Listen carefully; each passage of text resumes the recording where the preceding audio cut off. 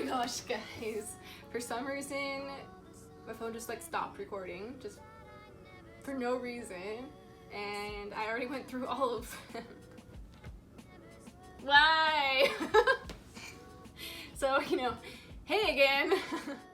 We're gonna do this again. So, this one is my favorite. It's very soft, it's very smooth.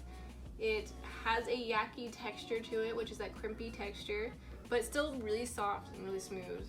And I think it'll dread really well. I'm really excited to do a dread of this. I'm gonna teach you how to make dreads with this one, I think. And then this one was my second favorite. And this is a yucky ponytail, or that's what they label it as. I think I labeled it as that in my shop too. Oh, it's really pretty. It's very smooth and soft. It feels kind of similar to this, but without the yucky, crimpy, kinky texture. It has a little bit of like crimp to it, but not like a lot. I think it looks a lot like human hair, especially when it's not like in direct sunlight, so it's not like shiny. I think if you put like a matte product on it, like a matte hairspray or a matte dry shampoo, see some brands I know of that are matte that work really well because I've tried them on wigs. Like ones that I've sold before, Diva Curl, Know Nothing, and Maria Nilla. Good. They make things a little bit more matte, natural looking. Recommend them. Yeah, this one's really pretty. It's really soft. It doesn't smell bad. I know some like plasticky things, like when they come new, they can smell bad. This one has like no smell. This one has a tiny bit of a smell, but mostly only on the ends. Yeah, the very end smells a little bit. I don't know why. And then this one was labeled, oh, it's stuck now. The 85 gram Kanekalon Tiara 2 jumbo braid. 26 inches. And this feels like Kanekalon to me. And then like this one is also tagged Kanekalon, but look at and look at this. There's so much, look at it, parts, like hair. It looks like hair. This looks like it looks gross. I'm sorry, it just does. I'm gonna be honest. It looks like gross, damaged hair.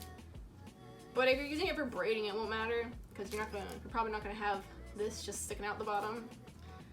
I wonder with some steam if I could fix that and make it look more like it looks up here. Because up here it doesn't look bad, but it's really coarse. This feels like better quality. It feels finer.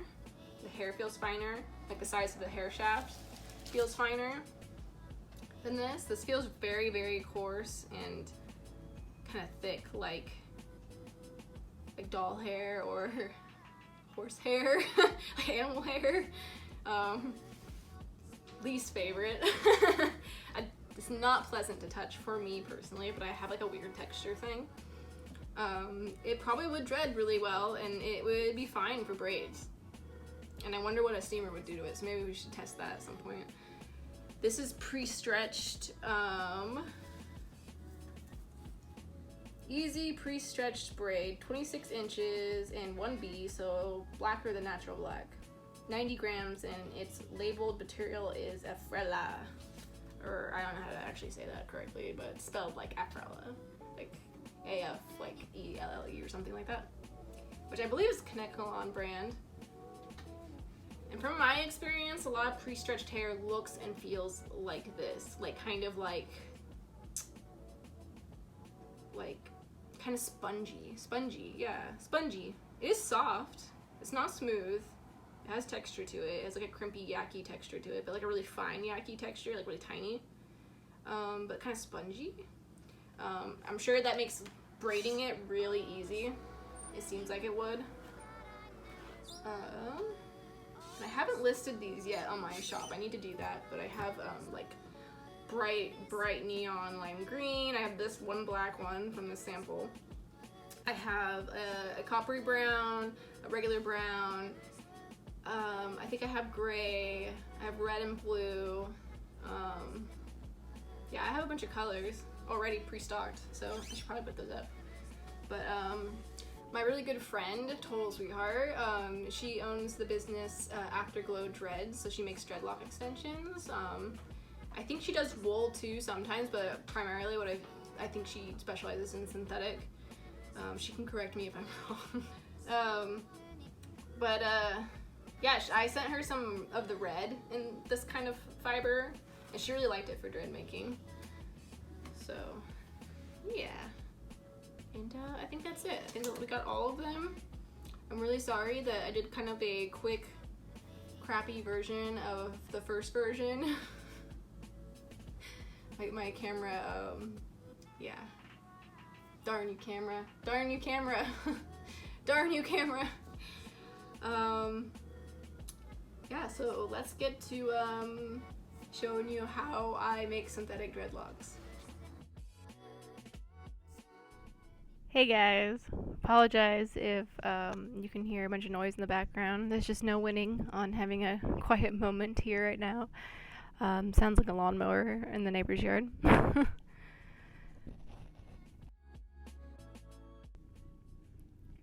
So, once I actually get it back into camera here, I was bending it and making sure it was still soft and everything because I hadn't tried this fiber yet. This is one of the new fibers I was somewhat unboxing in the beginning. So now here I'm going to show you how I make blunt ends because I got asked a few times about that. I had no idea people actually liked the way that I do it and that it was different. So thank you. I personally really like blunted and dreads style, so I think that they're more comfortable for me personally. So I'm just pulling the hairs in from an up and down motion of the dread. So I just go from above the bottom, like the very end. In this part I'm pulling the hairs up. Anything that's shorter will come up. And then I'm going to cut off a lot of this longer, thin area because it won't dread as easily into the dread. And it won't really add to the length at all. It'll just be more annoying to pull into the tip there to make it blunt. So back to what I was saying before, I'm just going to pull in all the hairs from a little bit above the end, going up and down with my 3-headed crochet hook. And I'm just going to keep doing this until I feel like it's starting to make a kind of rounded end there.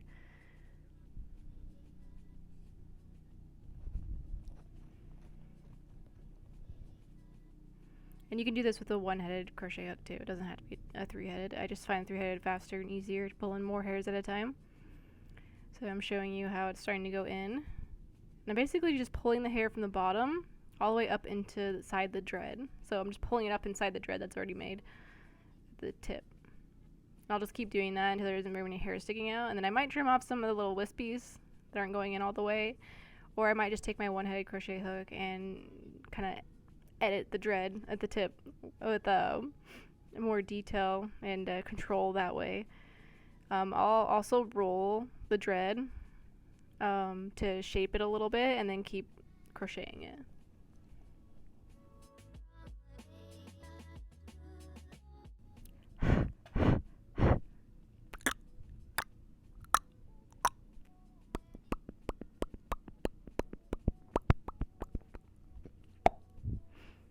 ASMR dreading. Just kidding. Mike keeps saying that I needed to do ASMR videos, and I'm like, I'm not judging. You like what you like, but I find ASMR videos creepy for me personally. They just kind of creep me out. I don't know why. Not my thing.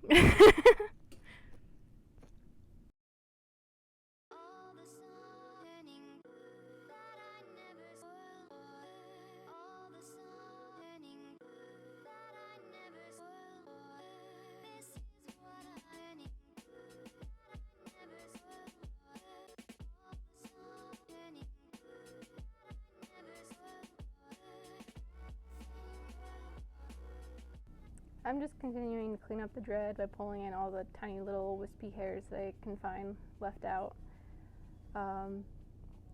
This fiber, which is called dreadlock, it is very nice for dreading. It backcombs extremely easily. For me personally, the fact that it has a lot of elasticity to the strands is a little bit annoying because I don't like having it stretch as I'm trying to hook it into the dread. And maybe I'm just being a perfectionist because I try to get as many little hairs inside the dread as I can without like spending too much time on it, because obviously boiling and steaming and all of that setting type methods we'll be doing have the nature of getting rid of all the little tiny hairs for me. I could also just trim the tiny hairs off and then steam or boil set it. So they're really not a big deal. I just have OCD and it bothers me. But if you want a fiber that's extremely easy to backcomb and is very soft, so you know, being soft, it's going to be nicer to wear on your head, I definitely recommend dreadlock, and I carry a huge variety of colors in my shop.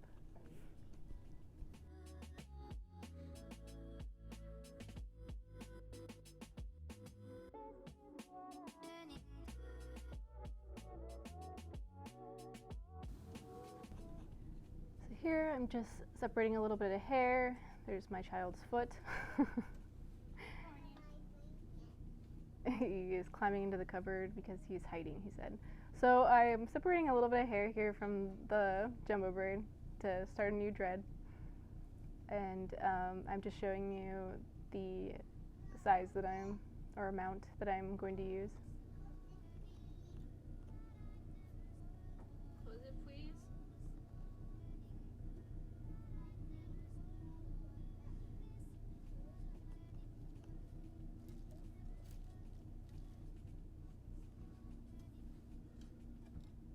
And now I'm just showing you how I overlaid 2 strands slightly off center, just to get a little bit more dark colored a little bit further down the gradient, because I felt like the black was like really high up on this specific jumbo braid.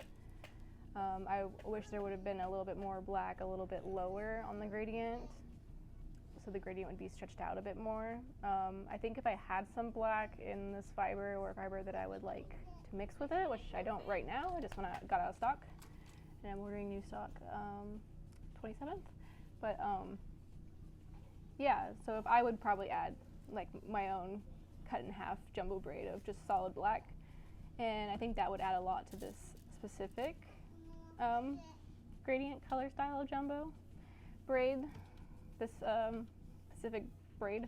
What am I trying to say? I don't have a lot of experience in voiceovers.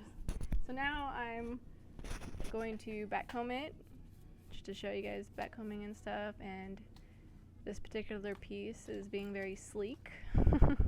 Not giving you a very good example of what I was talking about, where this stuff is actually really super easy to backcomb. I think I might have just been also holding on to it a little bit too tight. You gotta kind of loosen your grip a little to let the hairs move. I'm showing you one way that you can secure your single end loop, and that's just basically pulling hairs back and forth through the loop with your crochet hook until it's turned into one big knot.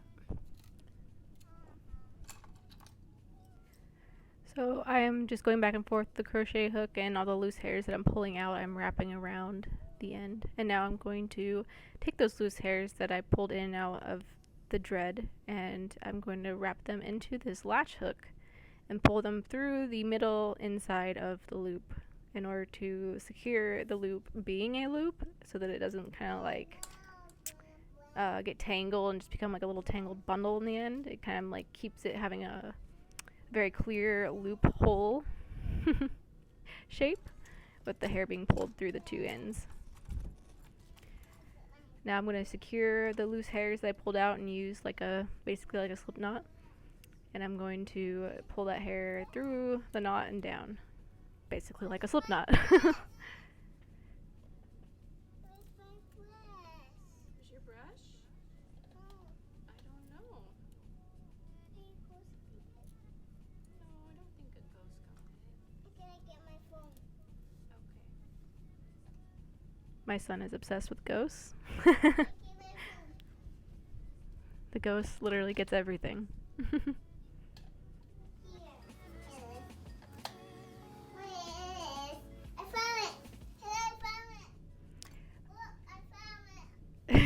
You found it. Now I'm just splitting the hair in different directions and pulling it to make the loop nice and tight.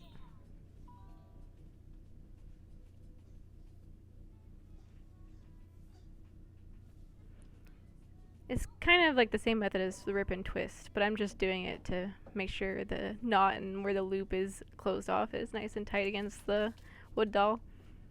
And now I'm going to rough it up a bit.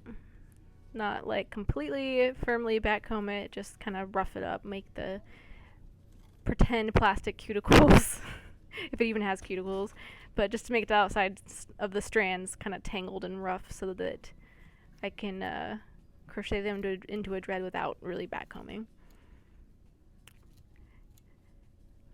I find it a bit faster, and the dread ends up being just as sturdy as if I were to have backcombed it too.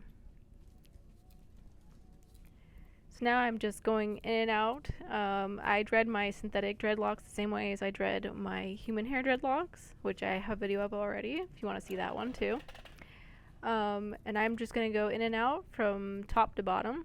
So I pull the hair up into the dread, and that gives me a more even shape and density. And then when I want to tighten up that density and make it more dense, I'm going to go in at a side angle with the three-headed hook.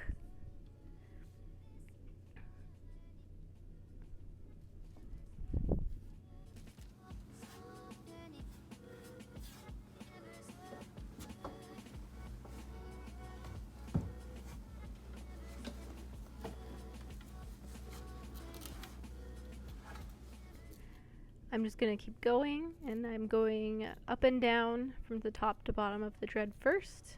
As you can kind of see it hopefully right there, you can see it kind of moving as I pull, and it's pulling hair from the bottom up to the top, which gives it that more even look that my dreads have, where they don't taper as much, because I do that all the way down to keep it from tapering in an extreme way, because I kind of like that even, thick look.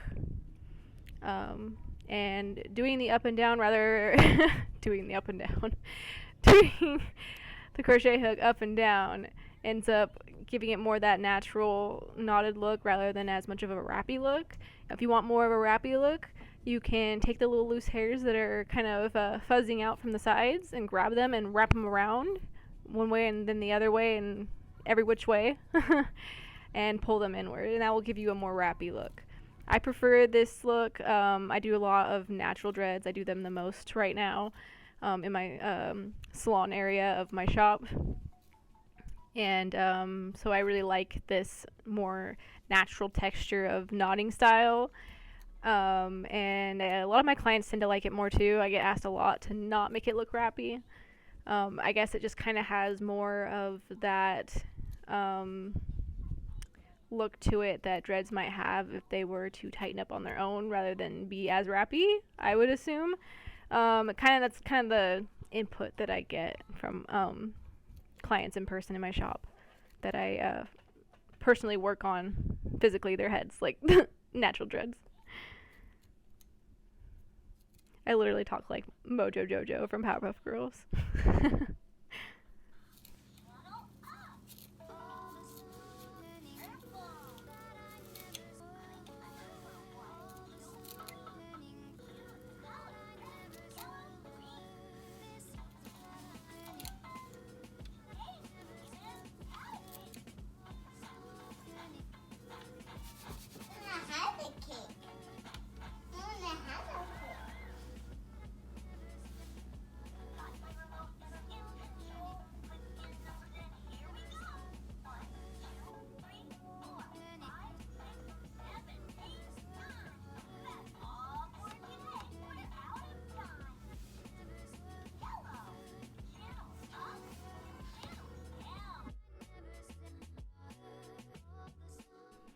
So I hope you guys found this helpful, and I hope that you could learn somewhat on how I do it if you want to do it this way.